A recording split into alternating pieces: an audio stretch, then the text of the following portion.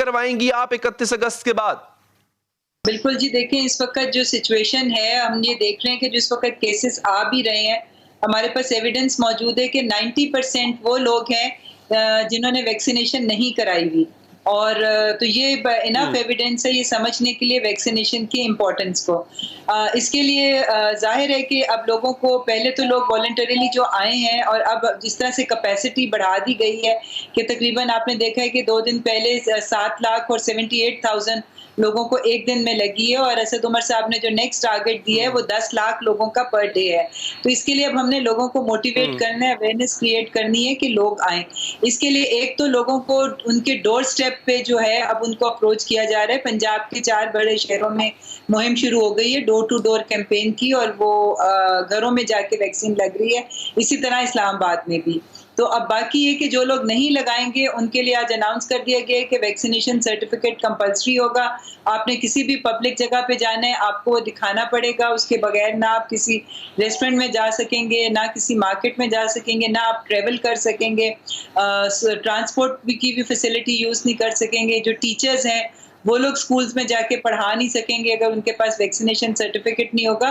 बल्कि हर वो शख्स जिसकी पब्लिक से डीलिंग है, उनको इजाज़त नहीं होगी अपने काम जारी रखने की।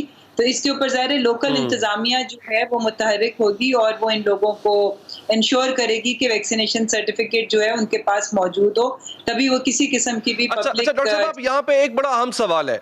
वो सवाल ये है कि अभी तक तो वैक्सीनेशन की ड्राइव बड़ी अच्छी जा रही है माशाल्लाह से, क्योंकि इसकी एक वजह और भी है कि लोग बहुत कम तादाद में आते हैं वैक्सीनेशन सेंटर्स में। इस वार्निंग के बाद मुझे उम्मीद है और इंशाल्लाह ऐसा ही होगा, अगर सारे पाकिस्तानी चल पड़े वैक्सीनेशन सेंटर्स, तो आपको नहीं लगता दबाव भी बढ़ेगा? तो क्या उसके लिए आप लोग तैयार हैं? आपका अमले की ज्यादती आपके पास होनी चाहिए, इतनी डोजेस आपके पास होनी चाहिए। मतलब 22 करोड़ आवाम अगर वैक्सीनेशन लगवाना चाहे तो क्या इतनी डोजेस हमारे पास है?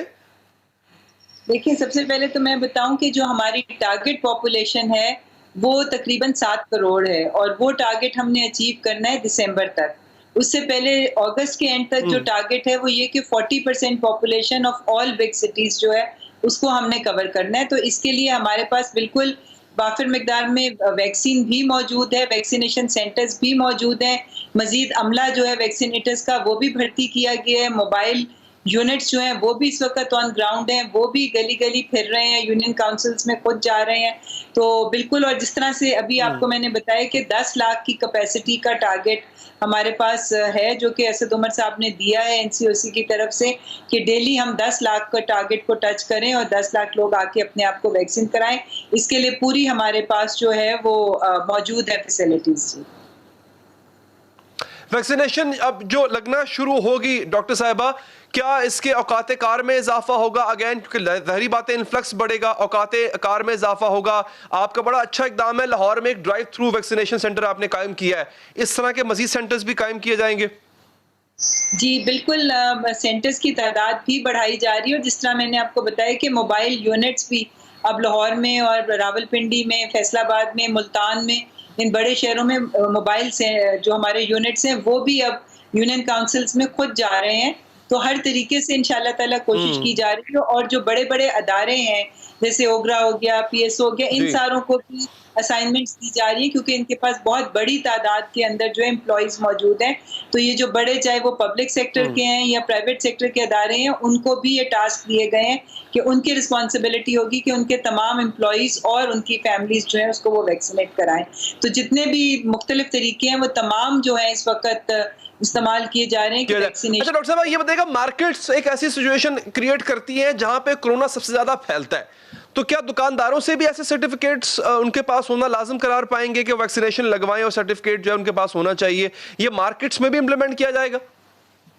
देखिए, मार्केट्स के अंदर तो मैं समझती हूँ कि एसओपीज के ऊपर जो अमल दरामद है वो ज़्यादा उसके ऊपर फोकस किया जाएगा, कि जिन शॉप्स के अंदर देखा जाएगा कि मास्क के इस्तेमाल के बगैर कोई वहाँ पर क्लाइंट्स हैं या दुकानदार मास्क का इस्तेमाल नहीं कर रहे, या एक फिक्स तादाद से ज़्यादा लोगों को एट अ टाइम दुकान में आने दे रहे हैं या मार्केट के अंदर, तो हमारे पास आपने देखा होगा कि बहुत जगहों पे सील भी की गई हैं दुकानें और फाइन्स भी उनको हुए हैं। तो यहाँ पर मार्केट प्लेसेस पे एसओपीज की जो इम्प्लीमेंटेशन है उसको ज़्यादा स्ट्रेंथन किया जा रहा है।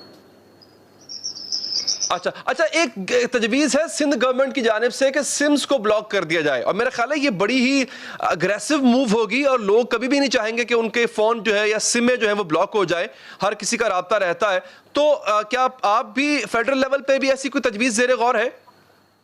नहीं जी, अभी ये सिंध गवर्नमेंट की भी ये एक तजवीज़ ही है, इस पे अभी अमल दरामद नहीं हुआ और ये कोई फाइनल नहीं है, सिर्फ एक वार्निंग लोगों को दी गई है। वो तो बहुत सारी चीज़ों को कहा जाता है कि पाबंदियाँ लगाई जाएँगी, स्ट्रिक्टनेस की जाएगी, पर अभी इस किस्म की फ़िलहाल जो है, वो जिस तरह मैंने आपको जो दूसरे मेजर्स बताए हैं कि लोगों को पब्लिक प्लेसेस पे आने के लिए वैक्सीनेशन सर्टिफिकेट उनको कंपल्सरी होगा, ट्रैवलिंग के लिए कंपल्सरी होगा। अभी दूसरे तरीके जो हैं वो पहले इम्प्लीमेंट किए जाएँगे। अभी सिम्स वाली जो है मैं समझती हूँ कि वो अभी स्टेज के ऊपर एप्लीकेबल नहीं है।